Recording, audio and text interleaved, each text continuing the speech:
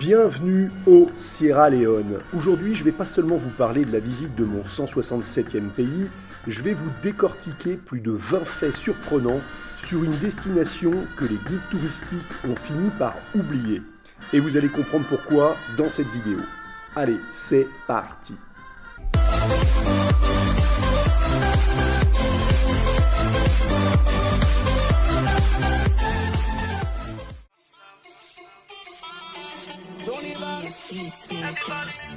Première question que je me suis posée en préparant cette vidéo, c'est est-ce qu'on dit le ou la Sierra Leone?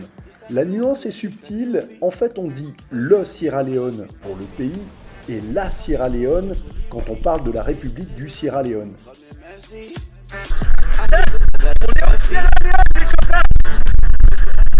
Ce petit point linguistique étant résolu, je vous emmène aujourd'hui découvrir un pays méconnu d'Afrique de l'Ouest, très peu visité et l'un des pays les plus pauvres de la planète.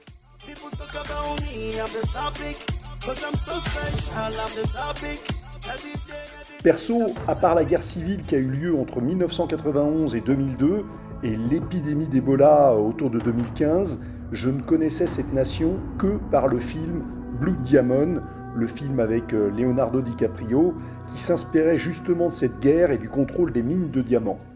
Je vais donc essayer aujourd'hui de vous apporter un autre regard sur cette nation qui tente de se reconstruire, notamment grâce à l'agriculture et au tourisme, et qui regorge de montagnes, de forêts, de plages, et qui porte en elle une histoire complexe et fascinante. Immersion et découverte du Sierra Leone. Tout d'abord, c'est vrai que la Sierra Leone a connu l'une des périodes les plus sombres de l'humanité. À l'époque de la traite négrière, les côtes de la région servaient des principaux points de départ pour les personnes réduites en esclavage. Puis, au XVIIIe siècle, le littoral est devenu un refuge pour les esclaves affranchis, principalement revenus des Amériques et de Grande-Bretagne, d'où son surnom de Province of Freedom. Retenez donc comme info que le Sierra Leone est le deuxième pays au monde, après le Libéria, à avoir été fondé comme colonie pour les esclaves affranchis en 1787, et que la capitale Freetown, qui veut dire ville libre, est officiellement établie en 1792. Le territoire devient une colonie de la couronne britannique en 1808 et obtient en 1961 son indépendance. C'est seulement le 19 avril 1971 qu'est proclamée la République du Sierra Leone. 8,5 millions d'habitants sur une superficie de 71 740 km², la population du Sierra Leone a presque quadruplé depuis 1960. Son taux de croissance dépasse largement la moyenne mondiale sur cette période. Près de 60% des habitants ont moins de 25 ans. C'est l'un des pays les plus jeunes du monde. Quant à son nom, Sierra Leone, qui signifie montagne du lion, on n'y trouve aucun lion sauvage sur tout son territoire. Alors, vous allez me dire, pourquoi ce nom ? Tout remonte à 1462 quand l'explorateur portugais Pedro de Sintra a longé la côte africaine. Il a été frappé par le bruit impressionnant du fracas des vagues sur le rivage et surtout par le rugissement des vents autour des montagnes. Il a donc baptisé cette terre Serra Leoa. Voilà comment un pays sans lion a fini par s'appeler la montagne du lion. La Sierra Leone produit des diamants qui font pâlir de jalousie les mines du monde entier. En 1972, le Star of Sierra Leone, étoile du Sierra Leone, le troisième plus gros diamant brut jamais découvert au monde, a été trouvé dans la mine d'alluvion de Kono. Il pesait 968,9 carats. C'est à peu près la taille d'un œuf de poule, mais pour un diamant, c'est plutôt gigantesque. En 2017, un autre diamant énorme de 709 carats a été trouvé et a été surnommé le diamant de la paix, car les bénéfices de sa vente devaient servir à financer des projets d'infrastructure pour les communautés locales. Mais apparemment, les retombées de la vente tardent à se faire sentir. L'économie du pays est principalement basée sur les exploitations minières de diamants et d'or. Il figure parmi les pays ayant les ressources minières les plus denses au kilomètre carré. Pourtant, ce pays est l'un des plus pauvres de la planète. Donc malgré ces richesses naturelles, la réalité économique sur place est difficile. Selon le dernier rapport de l'ONU, la Sierra Leone occupe la 184e place sur 193 au classement mondial du développement humain. C'est l'un des pays où l'accès à la santé et à l'éducation reste le plus grand défi au monde. Très dépendant des industries extractives, le pays s'efforce de diversifier son économie en mettant l'accent par exemple sur le tourisme. Et pour visiter le Sierra Leone, Freetown, la capitale, me paraît un bon point de départ. Entre agitation urbaine et créativité débordante, vous pouvez commencer par explorer la capitale, son architecture coloniale et ses marchés animés.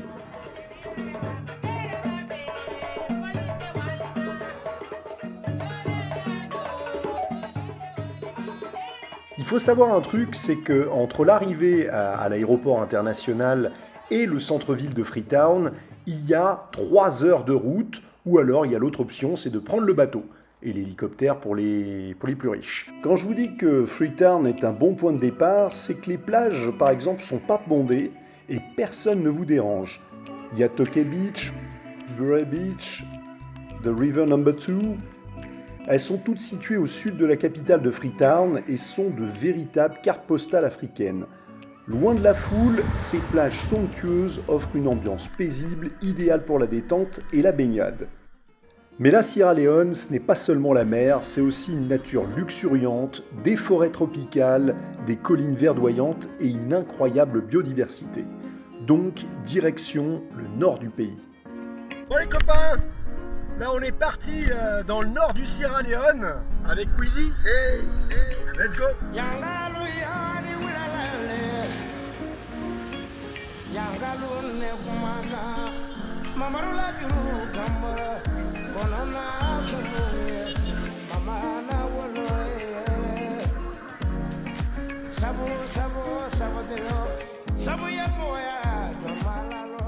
Au nord, vous trouverez donc le parc national de Lutamba-Kilimi, une savane boisée où vivent quelques rares éléphants, hippopotames et singes colobes. Et ensuite, plus à l'est, on tombe sur une chaîne de montagnes dont le mont Bintoumani qui culmine à 1948 mètres.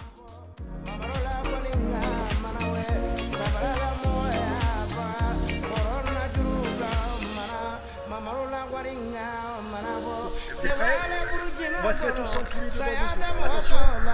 On y va.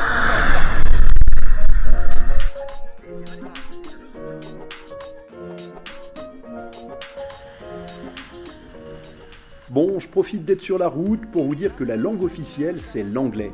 Même si elle n'est parlée couramment que par 15% de la population, en fait, il existe 14 langues locales reconnues, dont le Krio. C'est une langue créole à base d'anglais qui est née à l'époque du retour des esclaves affranchis et qui reste compris par plus de 90% de la population.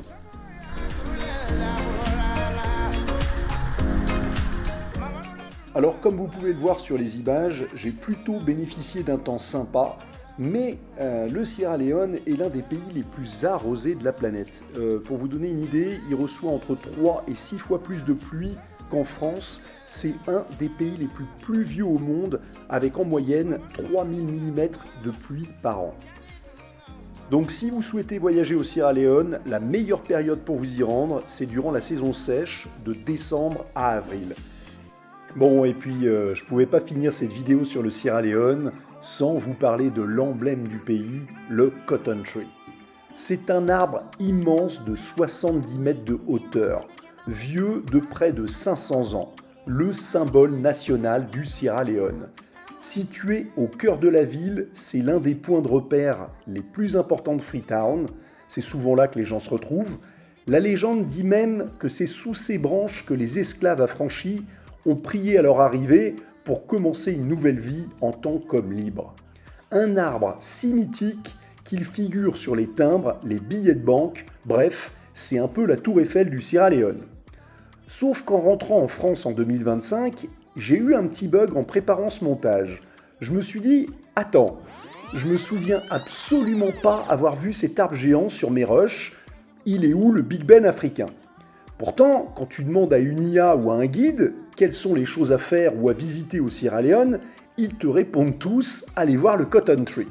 Merci les copains, c'est sympa comme conseil, mais va falloir vider le cache de vos logiciels et augmenter la puissance de vos algorithmes parce que le Cotton Tree n'existe plus.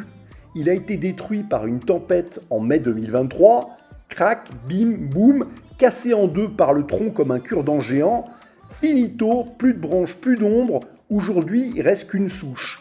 Terminé les selfies sous le Big Ben végétal. Voilà, fin des 24 anecdotes sur une nation encore largement hors des radars et très peu visitée. Si vous avez kiffé et que vous ne voulez pas louper d'autres pays méconnus, le bouton s'abonner est fait exactement pour ça. Quant à moi, je reprends la route et on se retrouve très vite pour mon 168e pays.